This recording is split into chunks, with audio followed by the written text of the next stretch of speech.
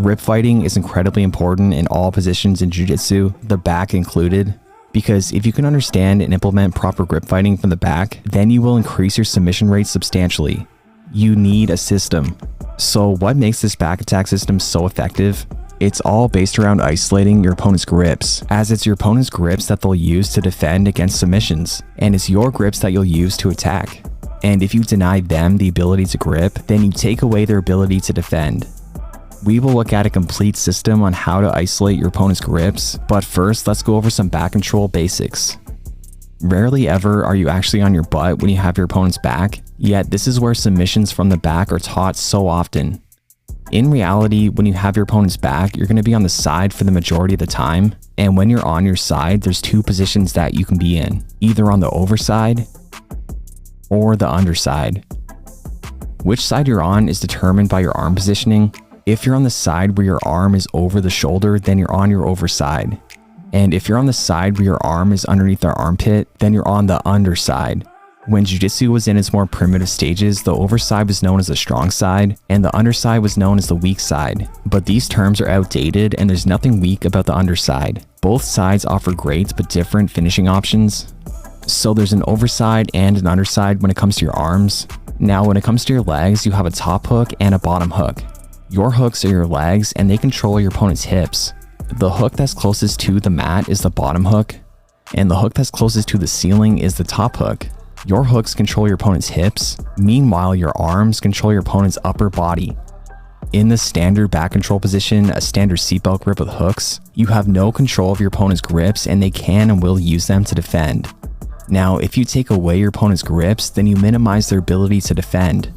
Now let's look at how to do just that. Trapping your opponent's grips with your hooks frees up your arms to attack freely. Generally, it's much easier to trap your opponent's top arm using your top hook than it is to trap your opponent's bottom arm with your bottom hook. This is because their weight on your bottom leg limits the mobility of that leg. So you have more mobility with your top hook to trap your opponent's arm. And there's a system to do just that, the straitjacket system. The straitjacket system is a grip fighting sequence largely popularized by John Danaher, although it was used by top guys before Danaher's popularity, such as Marcelo Garcia. The straitjacket system is performed from the underside. To enter into the straitjacket system, you grip their top arm with your bottom arm, and their bottom arm with your top arm. Now using your bottom arm, you pass off your opponent's top arm to your top hook. And using your top arm, you pass off your opponent's bottom arm to your bottom arm. Now that that tongue twister is over, let's go into more detail. Trapping the top arm. The more you lift your opponent's top arm up by using your bottom arm, the more open you make their elbow. And the more open their elbow is, the easier it is to hook onto using your top hook. When you hook onto the top arm with your leg, there are multiple ways to position it. You can simply just keep it where it is. You can hook your leg behind their back, which is not my favorite, and it's harder for me to maintain control due to my short legs. You can transition to a body triangle, which is a very dominant position to be in. This is also very difficult for me and much easier for people with long legs. You can also cross your feet, which is my preferred method of control. You just have to be careful not to cross your feet in the middle, below your opponent's hips, or you risk them hitting the Uno reverse card by submitting you. This is because there's an ankle lock available when you cross your feet in the middle, below your opponent's hips. But if you keep your feet crossed above the hips or off to the side, then there's no threat. See here, my opponent tries to hit an ankle lock as my feet are positioned in the middle, but they're not deep below his hips, so there's no real threat. Trapping the bottom arm. So you trapped your opponent's top arm with your top hook, but how do you trap their bottom arm? By passing their bottom arm from your top arm to your bottom arm. If they're not gripping your wrist, it's often quite easy to do. You just pass it over. But if they're gripping your wrist, you can peel their grip off by lifting up on the side of their hand. Here's a couple more examples before we move on. If you really want to add insult to injury, then you can trap both their top arm and their bottom arm with your hooks. After entering into the straitjacket, you can bring your opponent to the opposite side so that your top arm with their arm already trapped becomes your bottom hook. And now you can trap their top arm, which was their bottom arm. This is a pretty satisfying way to submit someone. Submissions. There are multiple submissions available from the straitjacket, but let's start with the rear naked choke. Once their arms are trapped, it's their no arms versus your one arm. Their last resort is to close space by tucking their chin. My preferred method of getting underneath the chin is to slide my thumb underneath it, starting at one side of the chin and working all the way through. Sometimes it'll take multiple attempts to penetrate, but be patient and disciplined and you will get there.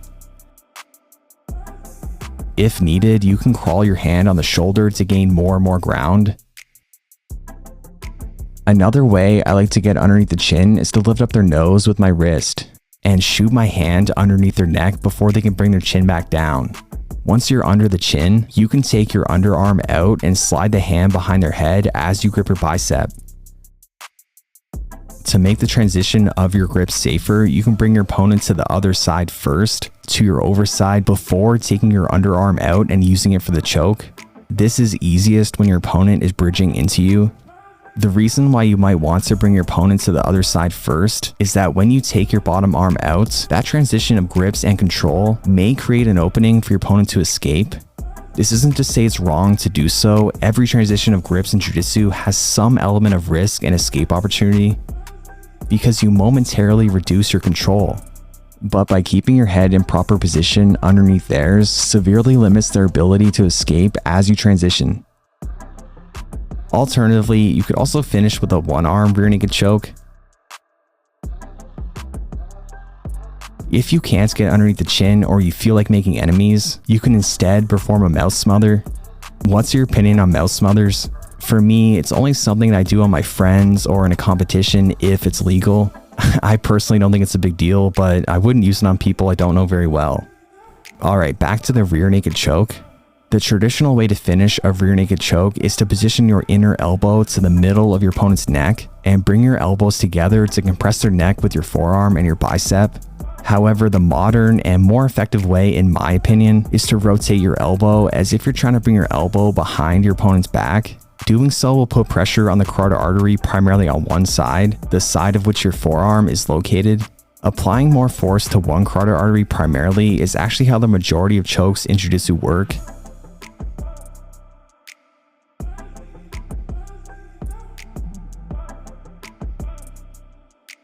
If you end up high on your opponent's back with your hips closer to their shoulders, the rear triangle is a great option. You can get up high on your opponent's back either by your opponent squirming lower or by you shrimping out to get higher. Once you're there, take a Kimura grip to push your opponent deeper into your hips and bring your top hook higher to above your opponent's shoulder. You want your leg between their ear and their shoulder. Now position your calf so it's parallel with the side of your opponent's neck. The cue to see if your leg positioning is correct is if your knee is on or close to the mat. If your knee is lifted above the mat, your calf will be positioned over the esophagus and crush your opponent's throat. You want to have your legs completely wrapped around your opponent's neck with no space between to have a good choke bite. If you can't adjust your knee positioning to get a good bite, instead you can just switch to an armbar. Armbar. Once you have your opponent's top arm trapped, you can transition to a Kimura grip. Now push their head with your forearm. This will create room for you to bring your top hook over and in front of the face. And now you just need to break your opponent's defensive grips and get the tap. This Kimura grip armbar was the armbar that I hit on my amateur MMA debut. It's special to me, and hitting this armbar often brings back memories, although I didn't do it by trapping the arm first. You don't need to trap your opponent's arms for any of these submissions. You don't need to use the straitjacket, but doing so certainly makes getting the tap a lot easier. Crucifix. If your opponent manages to clear your bottom hook, you can transition to the crucifix by hooking their top arm with your bottom hook. Now you can hit a really cool armbar by pressing your hips into their elbow as you extend their wrist back using your calf. This is one of the coolest submissions that there is. The straitjacket system is great, but now let's look at other ways to trap arms. Straitjacket alternatives. The straitjacket system isn't the only way to trap arms. Sometimes your opponent's arm is simply available to trap, and you can just bring your top hook over their arm. From the overside, you can pass their top arm with your top arm to your top hook. From turtle, if your opponent's hand is on the mat, you can use that opportunity to throw your hook over it.